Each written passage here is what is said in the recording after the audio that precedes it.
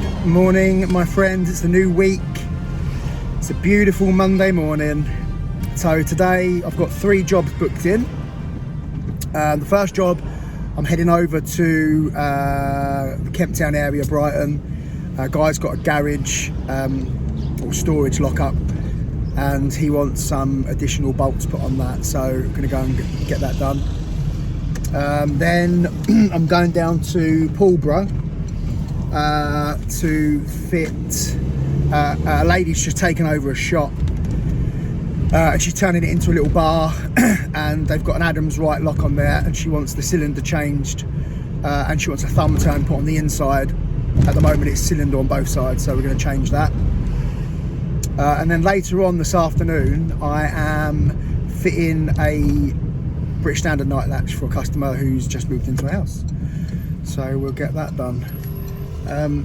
And then that's it for the week at the moment. Got nothing else booked in, so we'll see what else comes in. And I've got to get my shelf done this week. I will get the shelf done this week, I promise, in the training room. Right, let's get these garage locks done.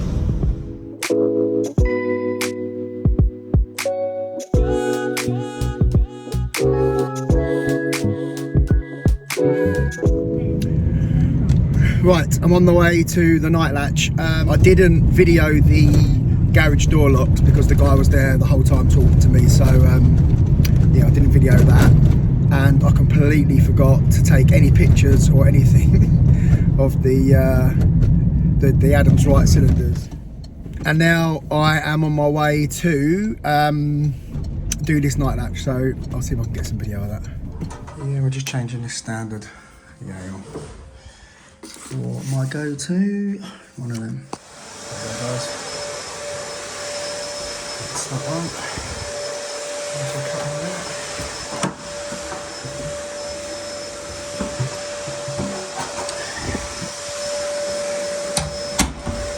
Beautiful.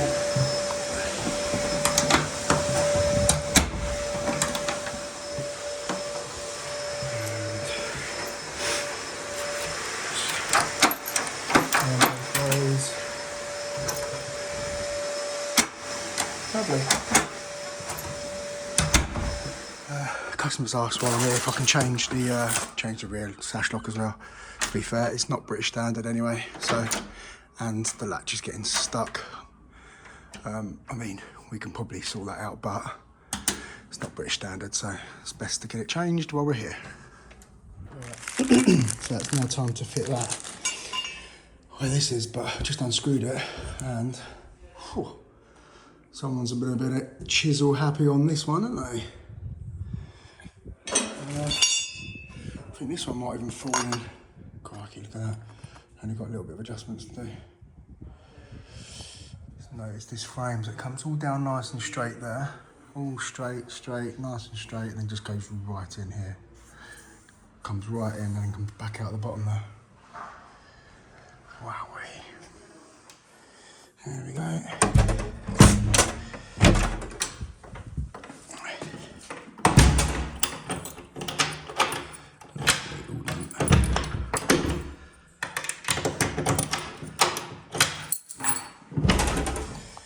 Right, I'm at my friend's house, Matt. He's just moved into this new property, and we're fitting a gate lock. So we've got this one here, which is the IFAM X5. Yeah, so we're going to fit this. Just going to stick a Versa on there for the minute. We might go for a thumb turn. It's going to be low enough that people won't be able to use it. So yeah, but for the minute, we're going to put this Versa on, and then I'll see if I can get my thumb turn. It's quite a big sort of size. So yeah, we'll have a look. Right, guys, we're done. I didn't film it because it's about to chuck it down. It's literally taken me 10 minutes to do this. Really nice locks, actually. We're going to get a thumb turn, I think, eventually. But yeah, I really like it. Let's see if we can do it from the other side. I don't know if I'm going to need 2 hands, but we'll try. Oh, and it comes with a brass, a bit of an ugly brass escutcheon, so I've just put that one on for him. There you go, double throw. That's it, it's locked. Yeah, I like it. Really easy to fit, really easy. Comes with a template that I mean, I didn't use the template, but it comes with a template if you need it. But yeah, I like them. Cool. I'm being pushed and pulled all over the place. Right, I've got to go out to Lewis for property management company. There's some fire doors that need checking over. Apparently, they just need them checked to make sure they're closing and working correctly. So I'm on my way up there. I'll get back to Brighton for 1:30. It should be alright. And then 4 o'clock. I haven't done a lot of videoing today because it's been absolutely manic. But I will video what I'm going to see now in Lewis because I have to do a video for the property management company. So yeah, let's see what needs doing there, shall we? Okay, so this is the top floor door coming from the stairwell. It's got a bit of a bounce in the door, so when it's closing, it's just bouncing back a little bit. So should be able to get over that with a bit of adjustment on that. And the door, again, coming from the stairwell to the first floor. This knuckle here on the overhead closer seems very loose. I'm not sure if it's, I think it could be broke. And also the door, when it's closing, is bouncing back. Yeah, I think that door closer's broke. It's bouncing back quite a way. So it might be that we have to replace this door closer. And finally, this is the door coming in from the main entrance. The hinges are loose on the top there. I'll try and tighten these up now. So what it's doing is, if it's ever gonna close, it's just not closing. It's actually not going into the frame where the, wow, that is slow. So it's not even closing, going into the frame because there's such a gap there. So I'll try and tighten these up now while I'm here, and then see if I can get another door closer for upstairs and sort the other two doors out. All right, put some new screws in there, and that's all screwed back. So now this one is working better.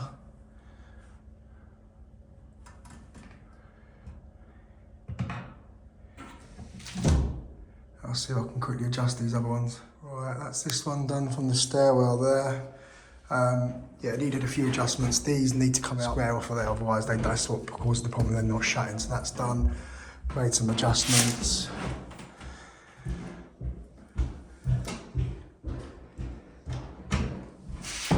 That's closing right up. The only thing I'd say with this one, the knuckle's a little bit loose. Yeah, but it's working fine at the moment. So, just do that one more time.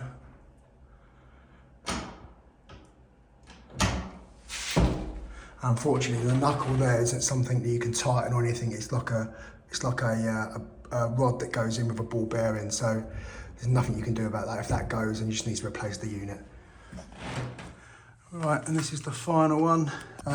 Again, the door was just bouncing, wasn't closing properly. So I've adjusted the door closer, and it's now closing properly. Right, so that's that done. There was 3 doors that were a problem. As you can see, one was hanging off. The top hinge, the screws were just all loose. So I sorted that out, put some bigger screws in there, that's working lovely. And then the other 2 just needed adjustments on the door closer, but one of them, the ball joint on the arm is a little bit iffy. It's working, and I've adjusted it and it's working fine. But yeah, that might need to replace that eventually. But for the minute, it's all done. Right, back to Brighton. Right, I'm not busy today, so I'm getting this shelf done. If a call comes in, I'm not going. Probably will. But yeah, I'm all set up out there now. So I've got a trestle set up. Door is here. It's going. I'm cutting it, and it's going to be the shelf there. So let's get it done, shall we? Finally. Got all the big boy toys out today. So I've got the Festool, plunge, hoover. So what I want to do, I'm probably going to I can have this quite long, it's not going to interfere with anything. This door, when it's on, it opens that way, so it's not going to interfere with this. Obviously this one, when it's open fully, let me just move these legs out of the way. So this one, when it's open, you know, it won't be able to open. So that's the whole idea of this being able to fold down. But I've got to think. When it folds down, I still don't want it to be sort of catching that too much. Whoever's working on this door needs to be open that, you know, at least that much. So yeah, got to have a think about this. Can't have it coming out too far here. So it might just be a thin strip down the wall that I can just, you know, get some hinges on, and they can just fold down from that. And then yeah, I'll probably bring it in 100 or 200 mil either end. Still give me about 1.2, I think. Where's my tape measure? Let's have a quick look. So at the moment, what we got here? Let's just go from there for a minute, because I can hook it on there. So we've got about 1.7 over to there. So yeah, about 1.3, I reckon. We'll come in 200 mil from either end. Give that a bit of space. See how we get on. Right, so we're going to go for 1.3 on that. Which is that. And then 1.3 from that. Which is that. Right. Oh, one thing I've noticed with these pencils, I said they keep snapping. I've noticed a lot of the time I'm putting it back in the case, and I'm finding the actual tip just stuck in the end there. So the tip there, I'm finding it in the end just broke. So, and it's my own fault. You need to put the lead away before you put it back in the case, otherwise it just snaps. So.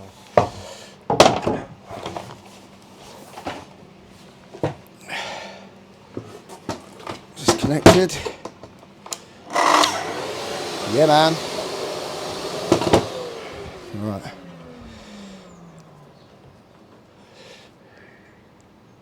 Let's go straight through there first. I'll do this in 2 cuts. It will do it in 1, but I'll do it in 2. Set the depth. Let's go 20 mil. Alright, we're fine there. Fine there.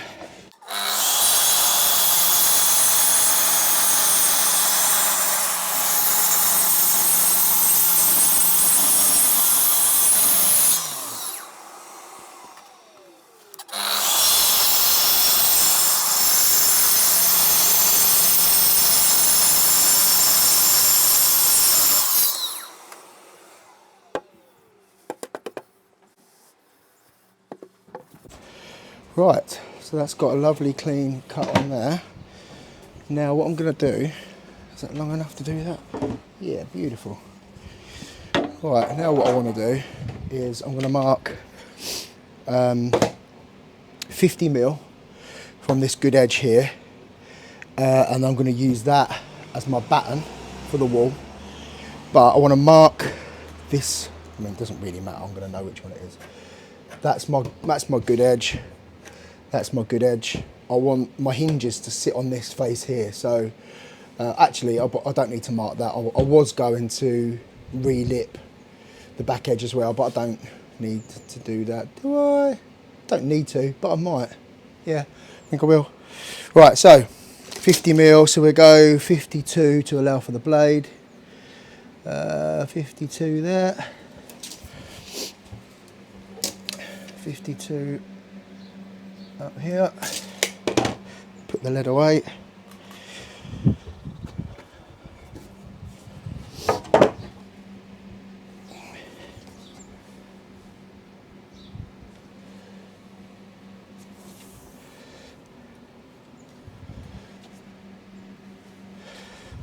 Can actually come out of there a little bit now.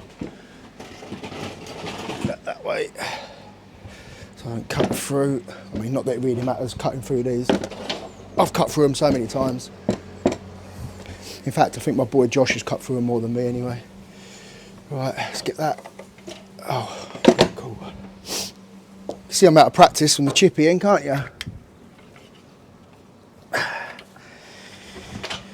Right, start again. Right, 50 mil, 52 mil, 52 mil. That's good. I'll do it in 2 cuts again. I don't put the blade under too much stress. And the tool.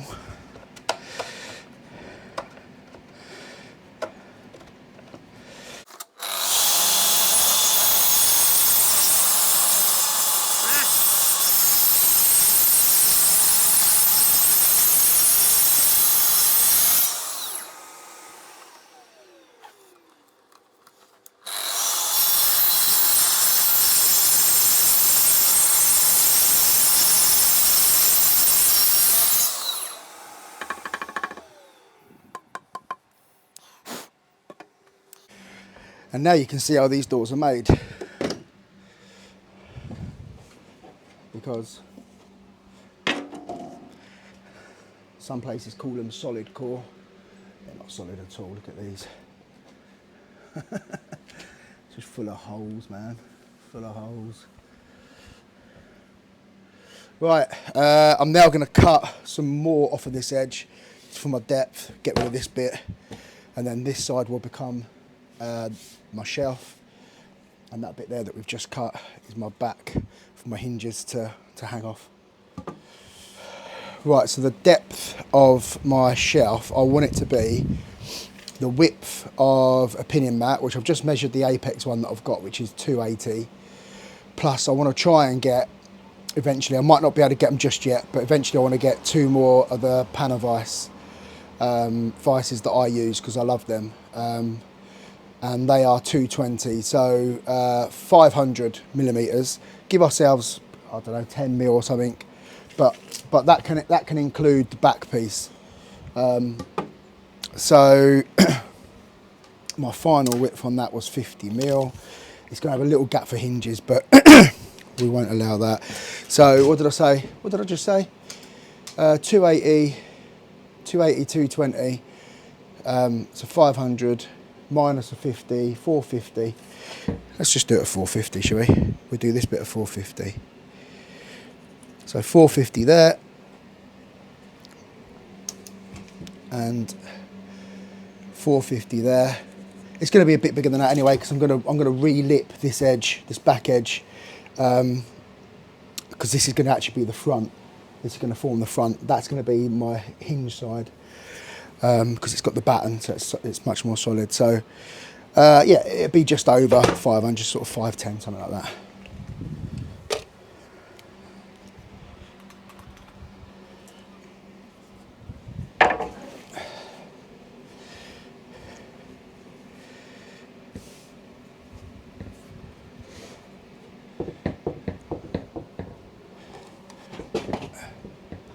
That'd be all right.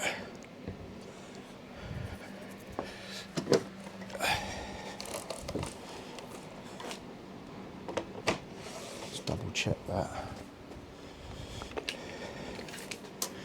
450. See what it's like going through M1.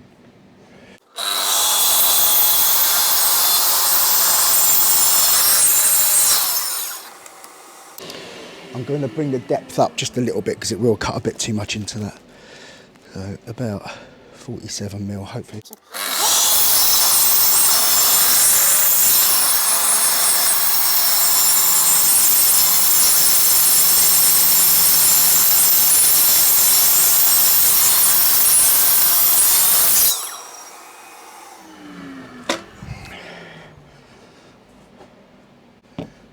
So that's waste, we don't need that. Full of sawdust.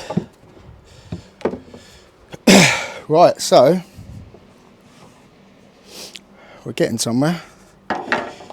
So this is our back edge, our hinge side. This is our batten for the back. So that will sit like that. This shelf will hinge off of that, so I've just got a lip that and the 2 at the ends which I just mitre fix that lipping on. It's not doing anything, it's got no function, it's not holding any support, so we can just mitre fix all that on. And I might do that next actually, before I actually fit it to the wall. Yeah, I think I will. Right, so I've cut my two ends. I'm just gonna, like I say, I'm just gonna mitre fix them on the end there. I'll keep them nice and flush with the front, so when this comes through, that looks nice. And I can always just sand that off. In fact, it's pretty good, to be fair. So let's get this stuck on. Spray this bit first. Nice amount of spray on there.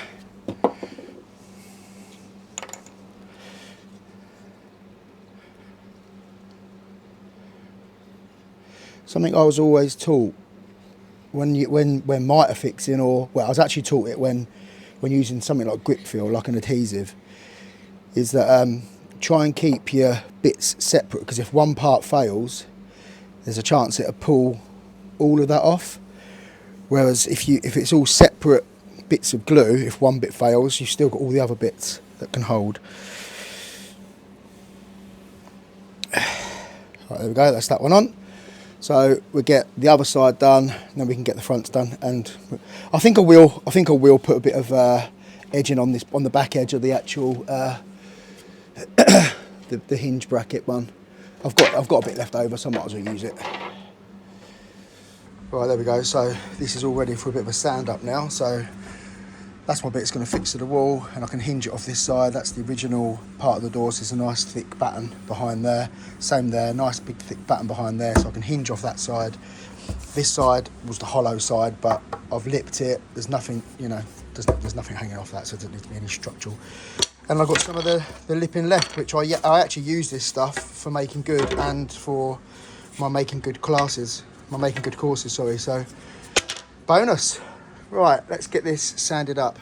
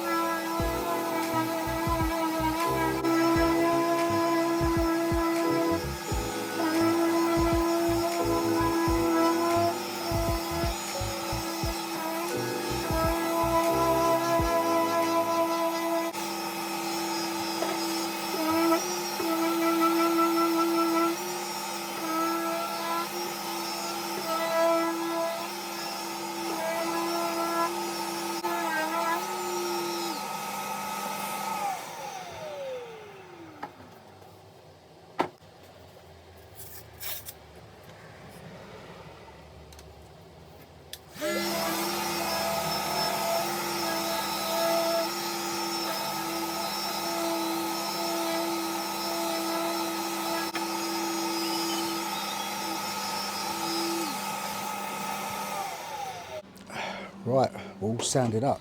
So we've got this part here is the back. It's my back, and that's how it's going to fix to that. So that bit there fixed to the wall. Oops. That there fixed to the wall.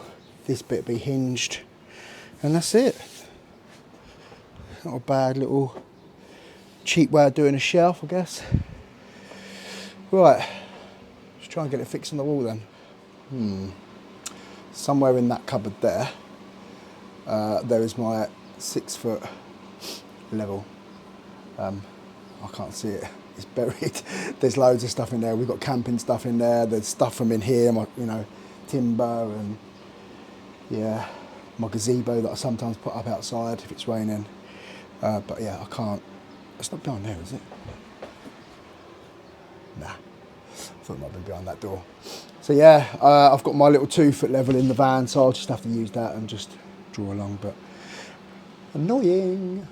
Actually, it's not annoying because my 6 foot level wouldn't fit in that gap anyway. And I've got my little 2 foot bad boy. Right, so these are the the kitchen bar legs that I'm going to be using. I'm going to be using 2 of these. So I'm going to use this as my guide. So I'm going to screw that in about halfway, so I've got a bit of adjustment, maybe about there. And that's going to be my height. So I've just checked the actual skirting, and the skirting is spot on level. So what I can do, I can hold that on there, little mark. I mean, it doesn't matter if the skirting's level or not. I was thinking that possibly I could just do it by measurement, but I've still got to run a line all the way along. But anyway, that's going to be the bottom of my worktop. So that's my height. So now I can level that along.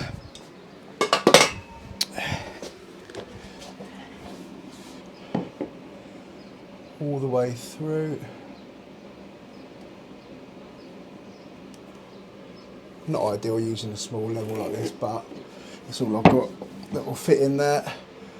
I gave Josh, my boy, my 1.2 4-foot level. He has way more uses for it, being a chippy himself, than I do. What I'm going to do before I fix this to the wall, stop about that.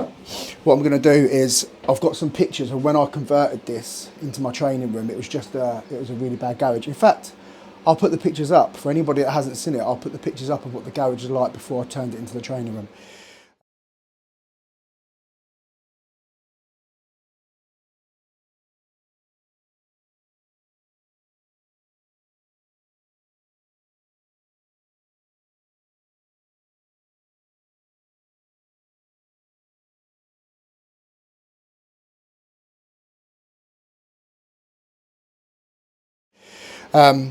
But Brandon, my stepson, done the electrics for me, and I can't remember if those cables come down or if they come up.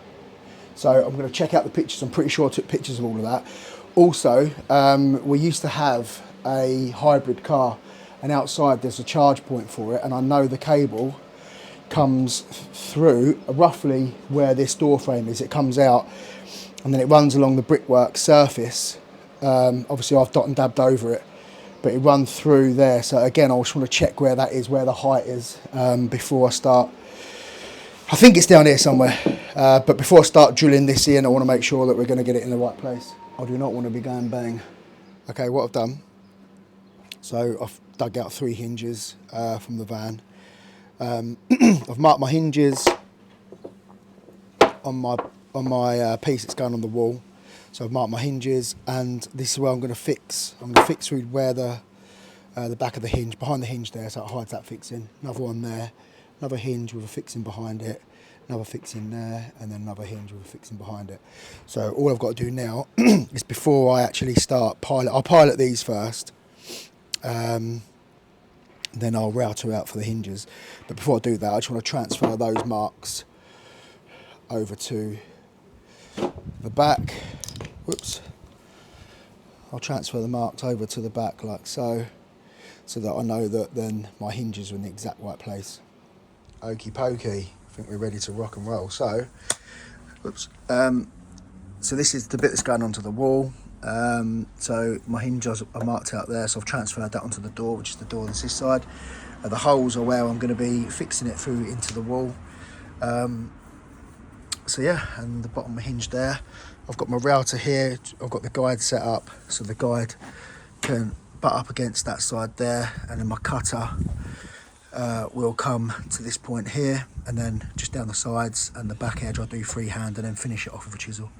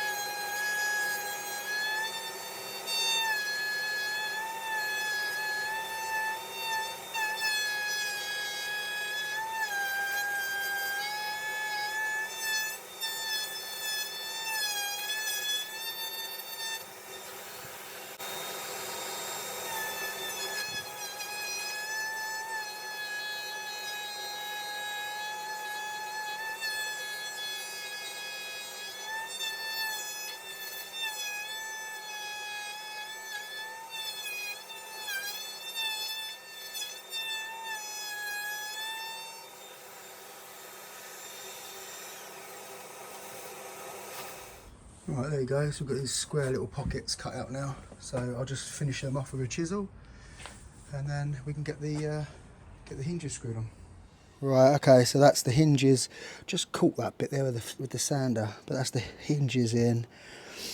They're not actually the right screws for the hinges. These are just hinges that I found in the back of the van that I thought I could use, so they're not wonderful, a little bit scratched up. But... Right, apologies for the flickery lights. Apparently this camera doesn't like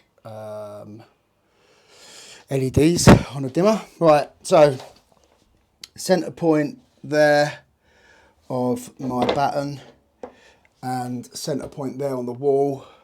I've pre-drilled all the way along on there, and I've put those holes through with a drill bit so I know exactly where I'm going there. So now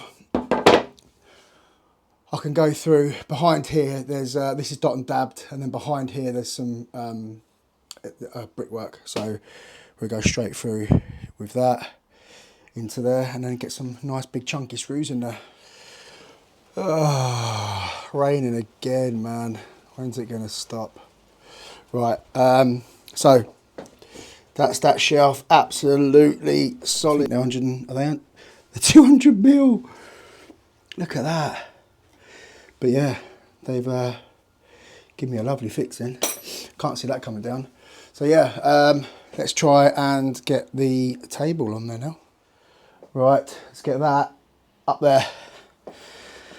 Not going to be the easiest of things to try and hold, and although actually it's probably quite decent for knee height.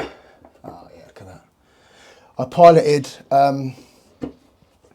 2 of the holes in each. I didn't do all of them in case it needed adjusting, but let's get one in here.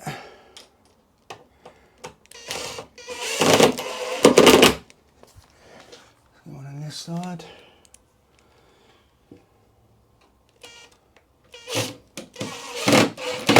It's the wrong bit actually. This is a posi bit and the screws are Phillips. I'm just being lazy.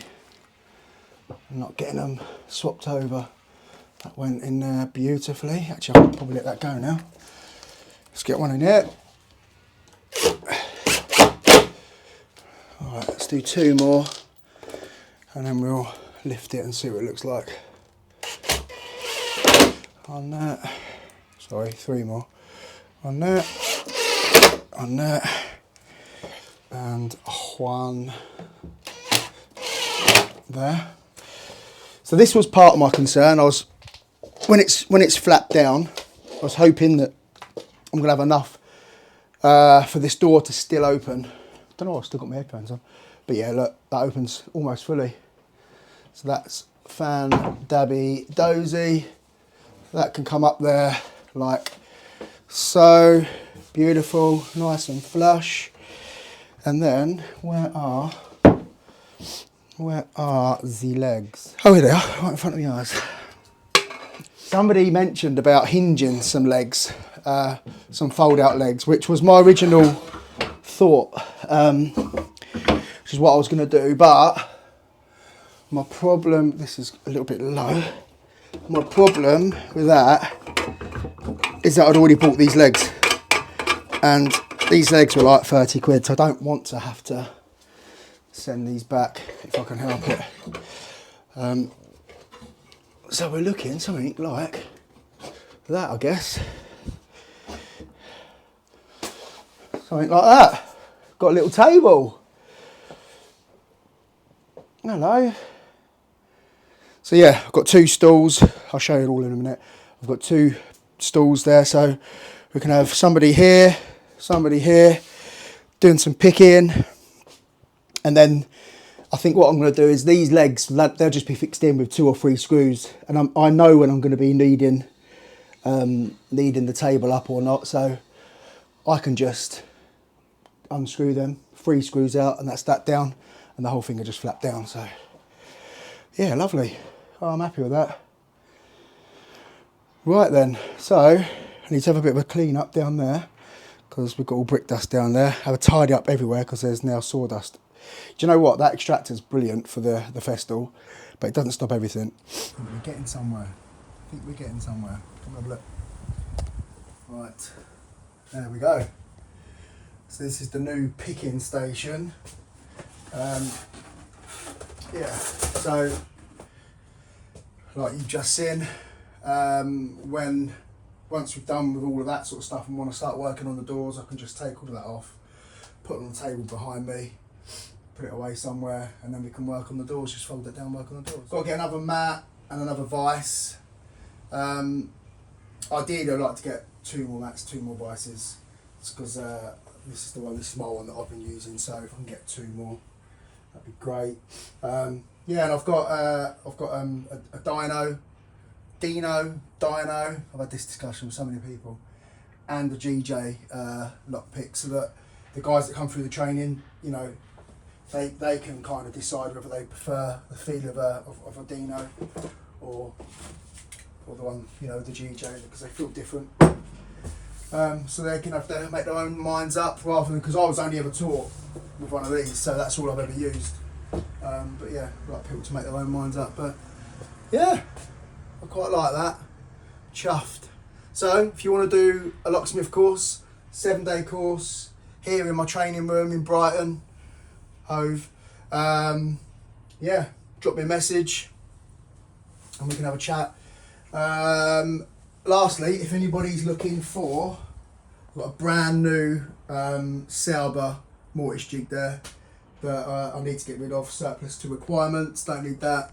But I'm also looking for a letterbox tool. If anybody's got a spare letterbox tool that they don't want, needs to be fairly new, good condition, then let me know. Just quickly, the announcement that I was going to hopefully make this week, I'm not at a stage to be able to announce anything at the moment. Hopefully next week. Sarah's running the Brighton Marathon. Actually, she's doing it Sunday. She'll be finished by the time you get to see this video. Well, hopefully she'll be finished. So yeah, I'm not going to do any more recording. If I do any other jobs, they'll go on to next week's video now, because I need time to edit it and get it all out for Sunday. So that's it for this video. As always, thank you all for your support. Thank you for subscribing. If you've liked the video, please give it a thumbs up. Really helps me out, really helps the algorithms. If you don't subscribe, please subscribe. Again, really helps me and helps the algorithms. And again, any nice comments, you know where to put them. Really helps me out and really helps my algorithms. I don't think I've ever done such a plea, but yeah. Thank you again for watching, guys, and see you all next week when I can tell you how Sarah got on in the marathon. Come on, girl.